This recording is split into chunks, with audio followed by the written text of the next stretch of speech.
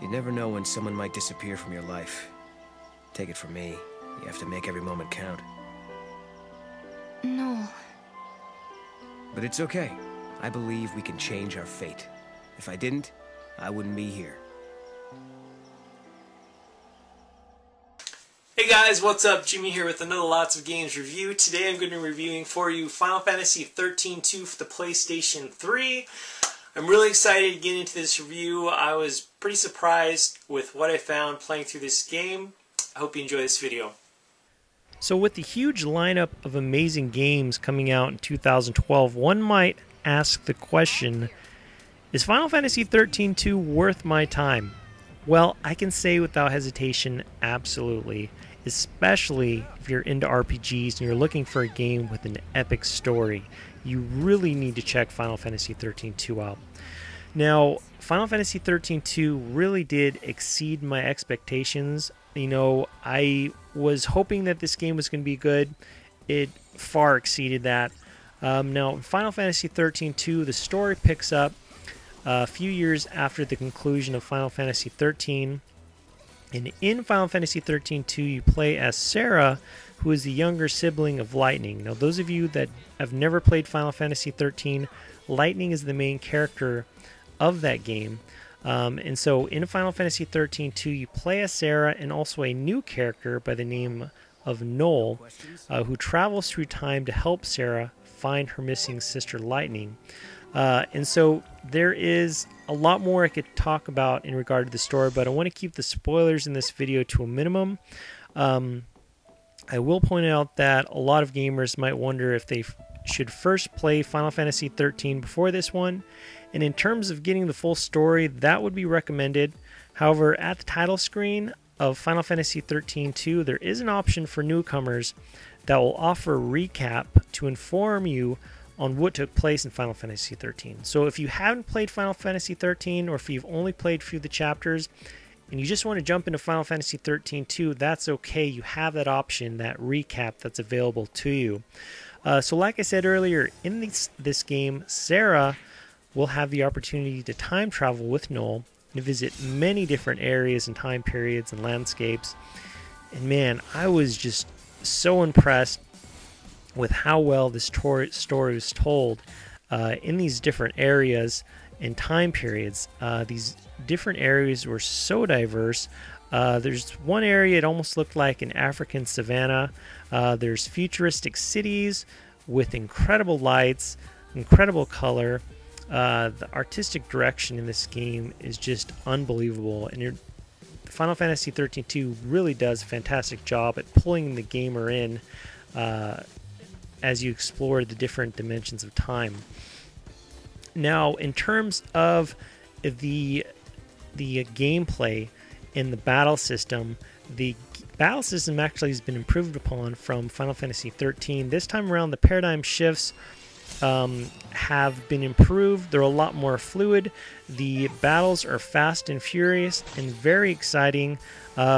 This time around, you'll get the chance in these battles to collect monsters and use them in battle. Not just that, but you'll have the chance to level up these monsters.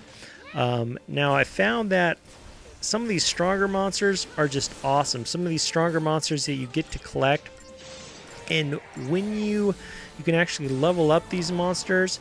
I found it a little bit challenging at times to collect some of these resources, and to purchase some of these resources are kind of expensive to increase the stats on these monsters, but I found it was well worth it, and it was actually a lot of fun to kind of, you know, put some more strength behind some of these already strong monsters and use them in battle. And so I was really impressed with this battle system.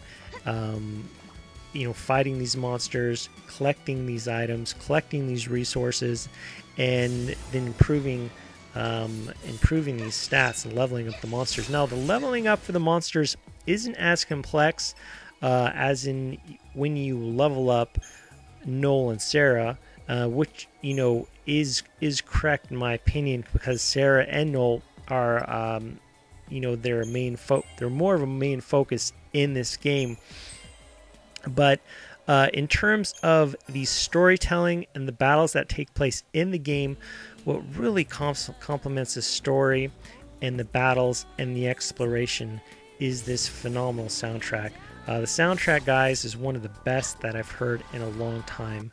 Now, even when I wasn't playing this game, I found myself just having some of these songs in the back of my head, just thinking about how great they were. You know, in my opinion, that is just a telltale sign that the soundtrack is worth listening to. I know music and soundtracks are kind of a touchy subject for some people. People have different tastes in music. Like I said earlier, I'm a big fan of JRPGs and the Final Fantasy series. With the soundtrack that was in this game, I really felt right at home.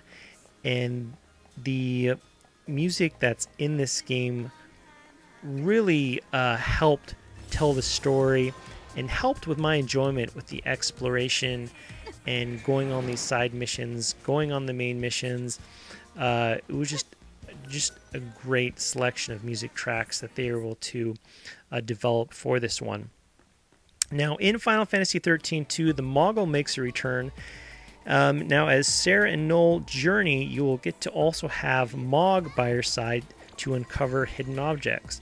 Now, the great thing for me was being able to toss Mog across a hard-to-reach area to obtain an item. You get Mog early on in the game, and then you'll get an ability. There's some areas that you just can't reach or jump up to, but the thing is, you'll get an ability to use Mog to throw him to that area, which I thought was kind of cool. Occasionally, Mog can be a little bit annoying, but you know, it was nice to be able to throw him every once in a while.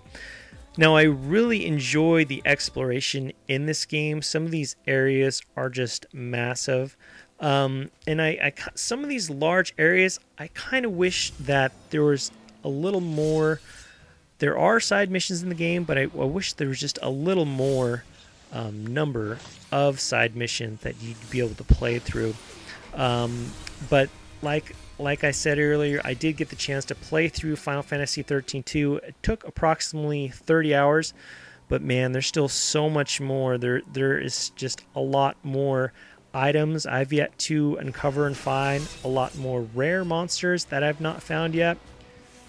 So one thing that I really enjoyed in Final Fantasy XIII-2 was the developers put in an area called Serendipity that you unlock during the campaign. And it reminded me a lot, those of you guys that are fans of Final Fantasy VII, the Gold Saucer kind of amusement park that was in Final Fantasy VII. There's something similar that is in Final Fantasy XIII-2, and it's called Serendipity. And it has chocobo racing. It has different mini games, casino games that you can play. And it came at a time which was great. It just totally reminded me of Final Fantasy VII in the sense that you go through the game, you're playing through the campaign, you're entering these battles, you're playing through the story, and then you have this area that's totally separate from the campaign. You can just relax, play some mini games, do some races.